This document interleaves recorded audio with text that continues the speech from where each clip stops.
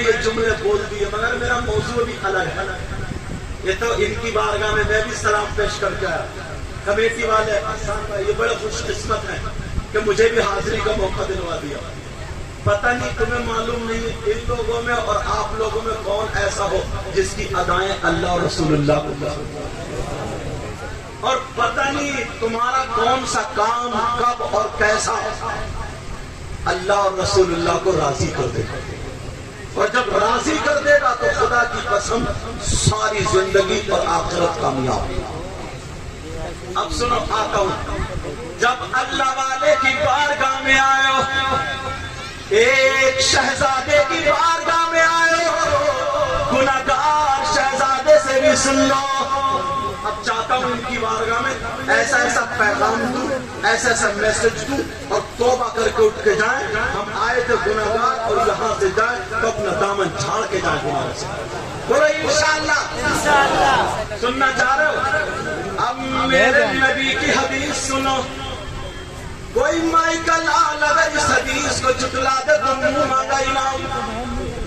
جو بھی بولتا ہوں ذمہ داری سے بولتا ہوں. میرے نبی نے فرمایا, سننے کی بات ہے یہ, میرے نانا کی امت, توجہ, میرے نانا کی امت میں 3 طریقے کے لوگ ایسے بھی ہیں. کیسے ہیں؟ اگر وہ عرس کرے تو ان کا عرس قبول نہیں ہوتا. اگر وہ جلسہ کرے تو ان کا جلسہ قبول نہیں ہوتا. اگر وہ فاتحہ درود کرے ان کا وہ قبول نہیں ہوتا.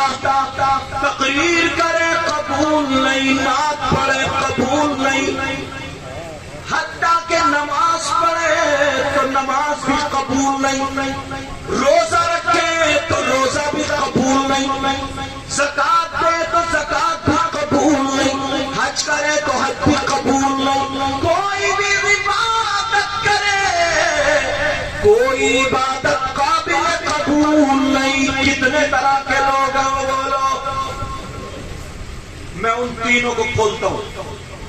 ہو سکتا ہے ہم میں سے کوئی ہو. اگر ہم میں سے کوئی ہو تو آج ہی توبہ کر لینا. میں یہ چاہتا ہوں کہ تم اگر اتنا اچھا عرس کرتے ہو تو جتنی بھی کمیاں, جتنی بھی غلط چیزیں وہ ایک دم نکل جائیں. سمجھ میں آ رہی؟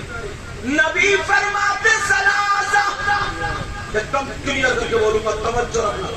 نبی فرماتے ثلاثہ لا يقبل اللہ عز وجل صرفا ولا عدلا. اللہ کون ہے جس کا نعرہ قبول نہیں, جس کی نعت, چاہے وہ مولوی ہو, عالم ہو, امام ہو, تم ہو یا میں ہو.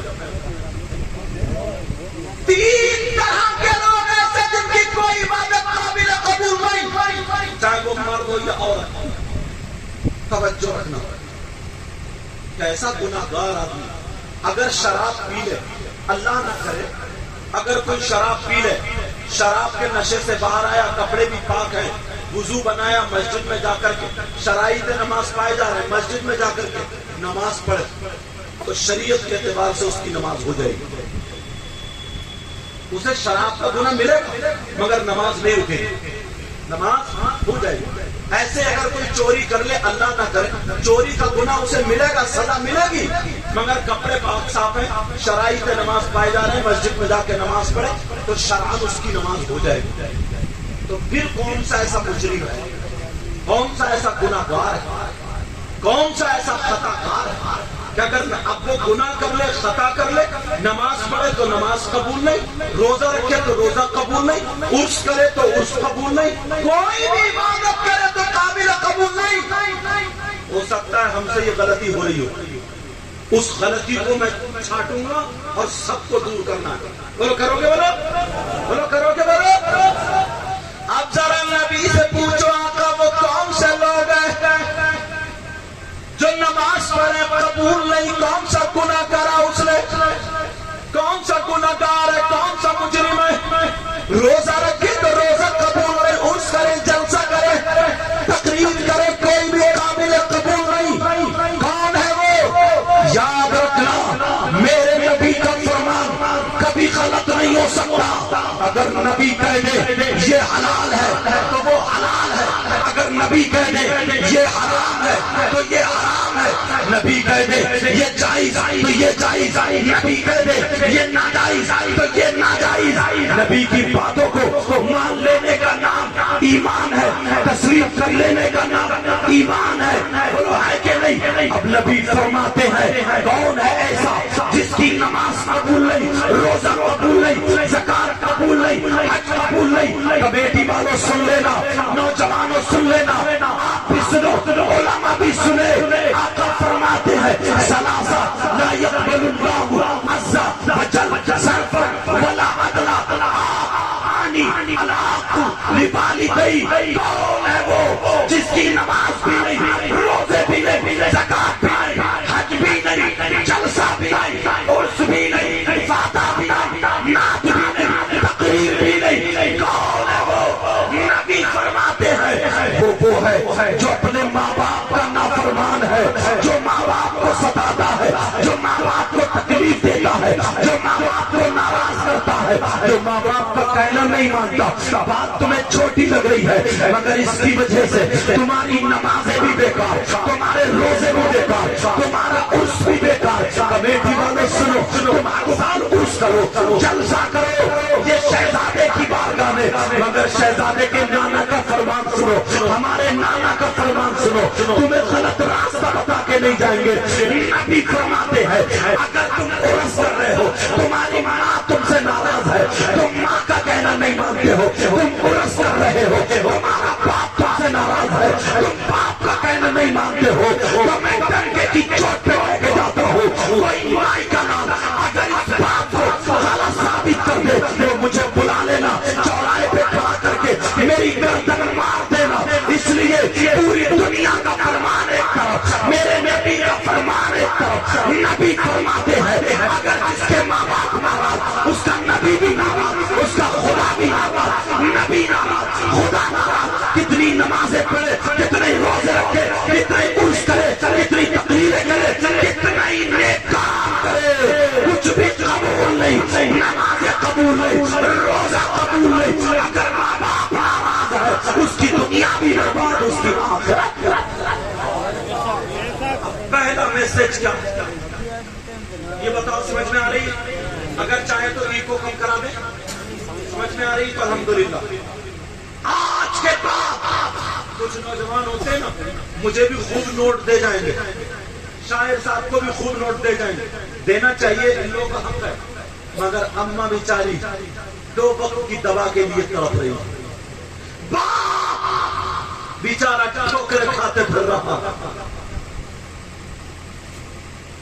اللہ، بعض کے ماں باپ تو اولاد تمہارے ڈر کے مارے بولتے ہی نہیں. کیوں؟ اب یہ کماؤ پوت ہو گیا، کماؤ پوت. لدھیانہ گیا، لدھیانے کا نام اس لیے دے رہا ہوں تم لوگ وہاں زیادہ جاتے سمجھے. لدھیانے مقصد نہیں کوئی کہیں بھی گیا، لدھیانے کا اس لیے نام دے رہا ہوں تم لوگوں کا کاروبار کار چوک کا زیادہ تر ادھر ہی، مجھے پتا چلا امام صاحب کے ذریعے. بولو ہے کہ نہیں ایسا؟ ہاں. کوئی باہر گیا کمانے یا لدھیانہ گیا، اب یہ سوچ رہا ہے ماں تو بے وقوف ہے، باپ تو بے وقوف ہے، نہ ماں کی چلے نہ باپ کی چلے. کان کھول کے سن لینا، جب تم نے مجھے بلایا ہے تو یہ صحیح ہے، زیادہ بول کے جائے گا. اگر تم لاکھ روپے بھی خرچ کر دو، میرے ہاتھ چومتے چلے جاؤ. مجھ جیسے سینکڑوں سیدوں کے ہاتھ چومو، عالموں کے ہاتھ چومو، مفتیوں کے ہاتھ چومو، ولیوں کے ہاتھ چومو اور دعائیں کراؤ. اگر تمہارے ماں باپ ناراض ہے تو میرے ہاتھ چومنا کام نہیں دے گا، کسی عالم کا ہاتھ چومنا کام نہیں دے گا، کسی پیر کا ہاتھ چومنا کام نہیں دے گا. پہلا سبق ان کی طرف سے مجھ تک ہوتا ہوا تمہاری طرف جا رہا. پہلا سبق یہ ہے، آج کے بعد تمہیں ماں کو بھی دیکھنا ہوگا، باپ کو بھی دیکھنا ہوگا. تمہاری ماں راضی، تمہارا باپ راضی، اب آ کر کے سلام کر دو، یہ مسکرا جائیں گے. میرے ہاتھ چوم لو، تمہارے گھر میں روشنی ملے گی. ایمان سے محبت کرو، تمہارے گھر میں برکتیں ہوگی. اور اگر ماں باپ ناراض ہے، کتنے نعرے لگا لو، کتنے نوٹ برسا دو، تو میں تمہاری کتنی تعریف کر لوں. شاید मगर नबी की नजर में अच्छा नहीं है, आलिम की नजर में अच्छा नहीं है, और अल्लाह की नजर में अच्छा नहीं है, गौसे पाक की नजर में अच्छा नहीं है, साबिर पाक की नजर में अच्छा नहीं है।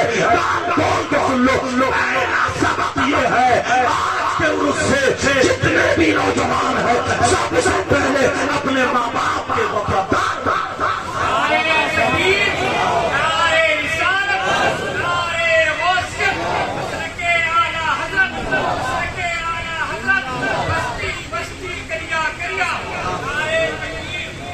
नारे को इसलिए ना, थोड़ा बारिश भी तैयार है, टाइम भी कम है, सोच रहा हूँ इतनी मोहब्बत से हसन भाई ने मुझे फोन किए, आप लोगों को मैं जानता नहीं था, समझे, इनके जरिए इमाम साहब ने आप लोगों ने किसी ने तारीफ दिलवाई होगी, जब इतनी दूर से आया हूँ तो कुछ ना कुछ तो सुना दूँ, और बड़ी जल्दी इन्होंने बहुत जल्दी कवर किया, बड़ी जल्दी सुना रहा हूँ, बारिश भी तैयार है, तो इसलिए थोड़ा माजरत के लिए नारे का मुखालिफ नहीं हूँ ताकि टाइम बचता चला जाए।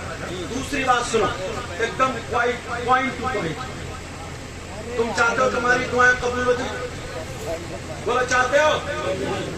अब सुनो, यही वजह है हम यहाँ उर्स कर रहे हैं, यही वजह इनकी बारगाह में आते हैं, यही वजह गरीब नवाज में जाते हैं, तुम जो है मुजद्दिद अल्फसानी में जाते होगे, यही वजह है कोई साबिर पाक में जाता है, अजमेर शरीफ जाते हैं, हम बगदाद करबला, यही तो वजह, सब लोग जाते हैं। मगर सुनो प्यारे, सुनो, कान खोल के सुन लेना कि सबकी दुआएं उसी वक्त कबूल हो जाती हैं, सारी दुआएं कबूल। अगर बुखारी शरीफ पढ़ोगे तो कबूल तो वो भी होती है, मगर उसका बदला हश्र के मैदान में मिलेगा, क्योंकि जो तुम्हारे हक में बेहतर होता है वो दुनिया में दिया जाता है।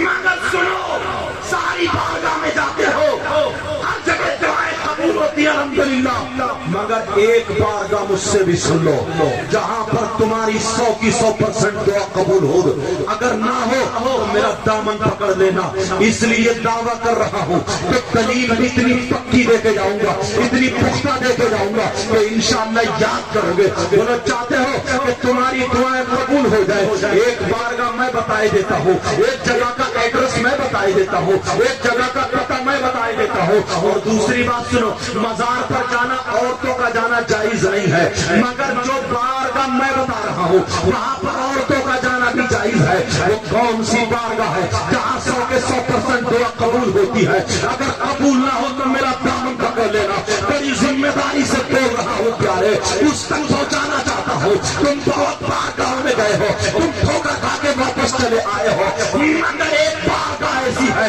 जहाँ पर दुआ कब नहीं होती। बोलो जाना चाहते हो, बोलो उस बारगाह का एड्रेस पूछना चाहते हो, बोलो उस बारगाह का पता पूछना चाहते हो, बोलो पूछना चाहते हो या नहीं पूछना चाहते हो?